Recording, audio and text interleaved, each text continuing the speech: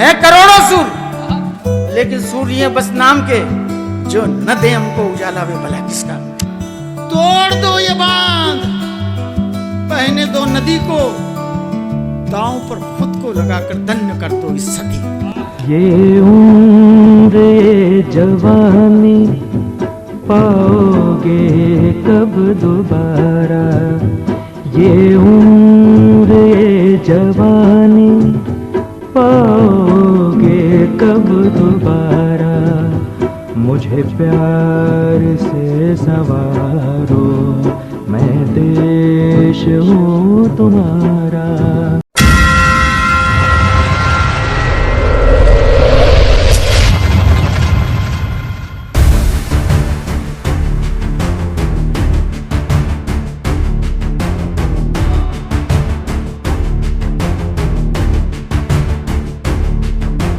नमस्कार दोस्तों, the real story में आपका स्वागत है। आज हम बात करेंगे एक ऐसी शख्सियत की जिन्होंने कविता की गहराई, गीतों की मधुरता और सियासत की ऊंचाइयों को एक साथ छुआ। वो थे बाल कवि बैरागी। है करोड़ों सूर्य, लेकिन सूर्य बस नाम के, जो न दे हमको उजाला वे भला किसका। एक राष्ट्रीय कवि, गीतकार, सियासतदान और समाज सुधारक। उनकी कहानी है प्रेरणा, संघर्ष और समर्पण की। तो चलिए शुरू करते हैं सनमोल रत्न की कहानी। मेरा परिवार, जिसे आप कहते हैं बाल कवि बैरागी का परिवार, मैंने खुद ने 23 वर्ष की उम्र तक भरपेट खाना नहीं खाया। मेरे परिवार को खाना नहीं मिला। मेरी माँ और मेरी छोटी बहन, हम चारों व्यक्ति दर दर टुकड़ा टुकड़ा रोटी और मुट्ठी मुट्ठी आटा भीख का नहीं मांगते थे गलियों में, तब तक हमें खाना नहीं मिलता था। मेरी उम्र के 4.5 वर्ष की जब मेरी उम्र थी, तो मेरी माँ ने पहला खिलौना जो मेरे हाथ में दिया खेलने के लिए, वो था भीख मांगने का बर्तन। 10 फरवरी 1931 को मध्य प्रदेश के मंदसौर जिले के रामपुरा गांव में एक वैष्णव परिवार में नंदराम दास बैरागी का जन्म हुआ। बचपन से ही नंदराम को कविताओं का शौक था। कहते हैं कि उनकी कलम ने इतनी कम उम्र में ऐसी कविताएं लिखी, उन्हें बाल कवि नाम स्वर्गीय कैलाश नाथ काटजू जी ने दिया था। 67 में द्वारका प्रसाद मिश्रा ने, डीपी मिश्रा जी ने उनको कहीं देखा प्रोग्राम्स वगैरह में। हमारे रतलाम के मानद भी अग्रवाल थे, जो पॉलिटिकल गॉडफादर रहे पिताजी के, जिनने राजनीति में लाए हुए थे। तो मानद भी अग्रवाल के साथ में कहीं देखा, बोलते सुना, तो उन्होंने पूछा कि ये लड़का कौन है। यंग थे, 30-32 साल की उम्र में, कौन है। तो उन्होंने कहा कि साहब ये नंदराम दास है, इसका नाम बाल कवि बैरागी। बोले कैलाश नाथ काटजू जी ने पापा को नाम दिया था। गा रहे थे कि स्कूल फंक्शन में, और गाड़ी से काटजू जी को आना था। तो गाते गाते तो जैसे ही वो आया, VIP आता तो उन्होंने बैठा दिया, बैठ जाओ बच्चे, बैठा दिए। उन्होंने कहा नहीं, कौन गा रहा था। मैं आया तब किसकी आवाज़ आ रही थी लाउड स्पीकर पे। तो उन्होंने कहा साहब ये नंदराम ही गा रहा था। उन्होंने कहा इसका नाम नंदराम नहीं, इसका नाम तो बाल कवि होना चाहिए। तो उनने टीचर्स को बोला, शिक्षकों को बोला कि इसका नाम इसमें बाल कवि करो, इसको नंदराम दास नहीं बाल कवि बैरागी लिखो। तो उनने स्कूल में नाम दे दिया, और वो नाम फिर आगे चल गया। ये नाम उनके साथ ऐसा जुड़ा कि नंदराम बाल कवि बैरागी बन गए। गांव के लोग कहते ये बालक कविता का जादूगर है। बाल कवि ने उज्जैन के विक्रम विश्वविद्यालय से हिंदी में स्नातकोत्तर की पढ़ाई पूरी की, लेकिन उनकी असली शिक्षा थी उनकी संवेदनशीलता और समाज को देखने की गहरी नजर। बचपन में लिखी उनकी कविताएं आज भी हिंदी साहित्य में एक मिसाल हैं। बाल कवि बैरागी की कविताएं सिर्फ शब्द नहीं, बल्कि भावनाओं और समाज का दर्पण थीं। उनकी कविता झर गए पात बिसर गई टहनी को हिंदी साहित्य में एक उत्कृष्ट कृति माना जाता है। ये कविता जीवन की नश्वरता और रिश्तों की नाजुकता को इतनी खूबसूरती से बयां करती है कि सुनने वाला मंत्र मुग्ध हो जाता है। बहुत आसानी से सुनो, मुझे सपने नहीं आते क्योंकि मैं उतला हूं, पर मेरी नींद गहरी है हुजूर। मैं बुझकर नहीं थककर सोता हूं, मुझे सपने नहीं आते। पता नहीं सपनों का दम कैसे घुटता है, अरमानों का जनाजा कैसे उठता है। यार प्यार मैंने भी किया है, पर मेहनत से, मशक्कत से। ये है मेरी शिवाओं के नाम। वाह वाह। यार प्यार मैंने भी किया है, पर मेहनत से, मशक्कत से शायद दाद मिले। ये देखो रे, मेरी हथेलियों में छालों के ओघड़ भभूत रमाए बैठे हैं, जो सख्त इतने हैं कि आने वाली पीढ़ी के स्वप्न महल का इन पर शिलान्यास करवा लो, और चांद पर धक्का खाने वाले रॉकेट इन पर आसानी से उतरवा लो। उन्होंने बच्चों के लिए भी खूब लिखा। उनकी कविताएं समुद्र, सूरज, चांद और सुबह जैसे विषयों पर थीं, जो बच्चों के मन को छूती थीं। उनकी रचनाएं गीत, दर्द दीवानी, दो टूक और भावी रक्षक देश के जैसे संग्रहों में देखी जा सकती हैं। उनकी कविता अपनी गंध नहीं बेचूंगा आज भी सियासत में सिद्धांतों की बात करती है। बाल कवि की शैली उत्तर छायावादी थी, जिसमें रामेश्वर शुक्ल अंचल, शिव मंगल सिंह सुमन जैसे कवियों का प्रभाव दिखता है।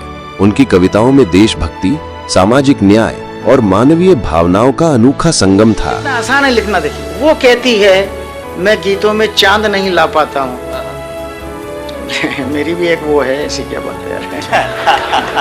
कमाल है यार, हद कर दी। वो कहती है मैं गीतों में चांद नहीं ला पाता हूँ और सितारों की दुनिया के इसी पार रह जाता हूँ। क्या समझाऊं उस पगली को जिसको ये भी पता नहीं कि मैं जिस धरती पर भार बनाऊं गीत उसी के गाता हूं। मध्य प्रदेश सरकार ने उन्हें राष्ट्र कवि प्रदीप सम्मान से नवाजा, जो उनकी साहित्यिक उपलब्धियों का प्रमाण है। बाल कवि बैरागी की प्रतिभा सिर्फ कविता तक सीमित नहीं थी। उन्होंने हिंदी सिनेमा, जो आज बॉलीवुड के नाम से जाना जाता है, उसमें भी अपनी अमिट छाप छोड़ी। उन्होंने 25 से ज्यादा हिंदी फिल्मों के लिए गीत लिखे, जिनमें से कई आज भी सदाबहार हैं। उनकी सबसे मशहूर रचना है तू चंदा में चांदनी, फिल्म रेशमा और शेरा 1971 से, जिसे लता मंगेशकर की मधुर आवाज ने अमर कर दिया। ये गीत प्रेम और रोमांस का प्रतीक बन गया। तो 67 से 69 के आसपास सुनील दत्त साहब से उनकी और जयदेव साहब से मुलाकात वहाँ पे जयदेव जी ने बुलाया। बेसिकली जयदेव जी का मैसेज आया कि मुझसे आके मिलो। तो वहाँ गए होंगे तो दत्त साहब ने एक बताया कि मैं रेशमा और शेरा एक फिल्म राजस्थान के उस पर बना रहे हैं, उस पर बैकग्राउंड वगैरह ऐसा है, तो उनको लेटर दिया। तो ये तू चंदा में चांदनी उनका बड़ा फेमस हुआ था उसके अंदर। तो लता जी ने, मुझे याद है, जयदेव जी तो बिल्कुल एक कमरा था छोटा सा जिसमें बैठ के कंपोज करते थे और उनके यहाँ जो भी आता था नीचे उस पर कारपेट पे बैठ के उनको वो करना पड़ता। तो उन्होंने छंद लिख के जो जैसे पढ़ के जो दिया उनको, तो लता जी को बुला लिया गया। लता जी भी आई कि भाई ये ऐसा था।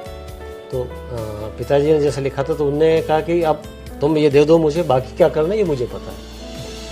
तो उन्होंने कहा कि अब मैं कोई इसमें तुम कोई छिड़खानी नहीं करोगे इसके अंदर, अब जो तुमने लिखा है तो वो छंद लेके फिर जब लता जी ने गाया उसको अमर कर।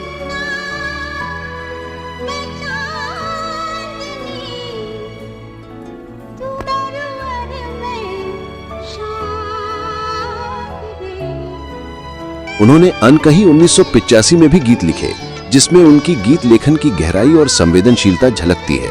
इसके अलावा गोगोला 1966 में गीत लिखे, वीर छत्रसाल 1971, दो बूंद पानी 1971, अच्छा बुरा 1972, क्षितिज 1974, रानी और लाल परी 1975, जादू टोना 1977, पल दो पल का साथ 1978 और मौसम बदला है 1978 जैसी फिल्मों में उनके गीतों ने दर्शकों का दिल जीता। बाल कवि ने मालवी भाषा में भी योगदान दिया। उन्होंने मालवी फिल्म भादवा माता के लिए गीत और संवाद लिखे और मालवी गीत पनिहारी को इतना लोकप्रिय बनाया कि यह मालवा क्षेत्र का गौरव बन गया। उनके गीतों में काव्यात्मक सुंदरता और गहरे अर्थ का संगम था, जो हिंदी सिनेमा के स्वर्णिम युग को और समृद्ध करता था।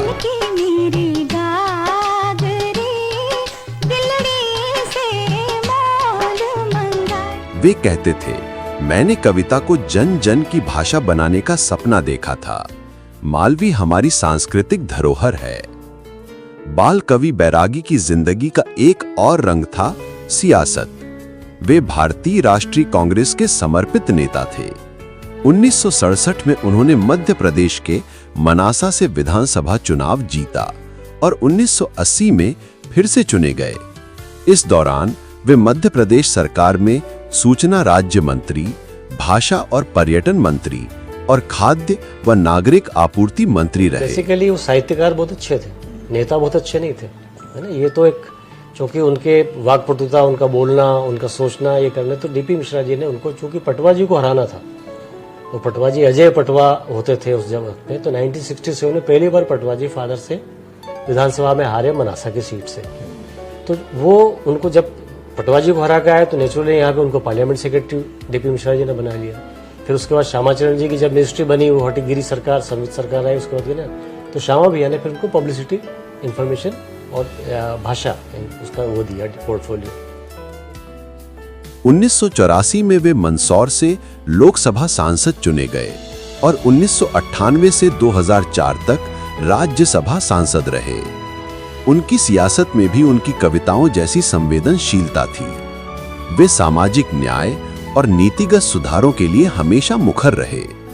अखिल भारतीय कांग्रेस कमेटी के सचिव के रूप में उनकी रणनीतिक सूझबूझ और जनसेवा के प्रति समर्पण ने उन्हें सम्मान दिलाया। उनका एक संस्मरण आहा जिंदगी में छपा, जिसमें उन्होंने मजाकिया अंदाज में लिखा, यह उन दिनों की बात है जब मैं मनुष्य नहीं था, जी हां, तब मैं मंत्री था। यह उनकी व्यंग्यात्मक शैली का नमूना था, जो उनकी सियासत में भी झलकता था। बाल कवि बैरागी सिर्फ कवि या सियासतदान नहीं थे, वे एक समाज सुधारक और व्यंग्यकार भी थे। उनके काव्य मंचों पर लोग घंटों उनकी कविताएं सुनने के लिए इंतजार करते थे। उनकी प्रस्तुति में एक नाटकीयता थी जो श्रोताओं को बांधे रखती थी।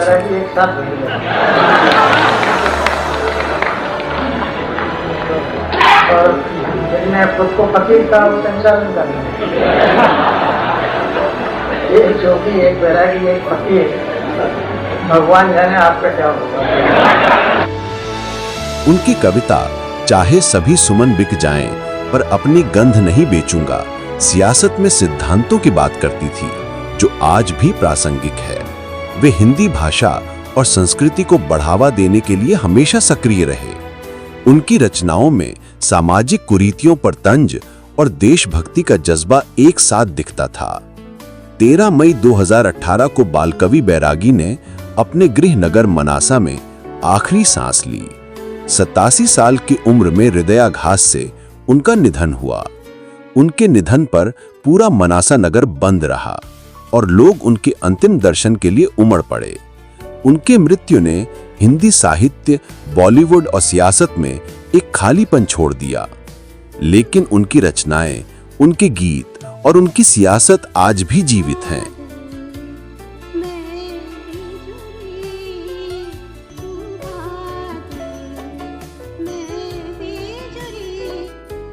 वे एक ऐसे शख्स थे जिन्होंने अपनी कविताओं से समाज को आईना दिखाया, अपने गीतों से प्रेम को आवाज दी और अपनी सियासत से जनसेवा को नया अर्थ दिया।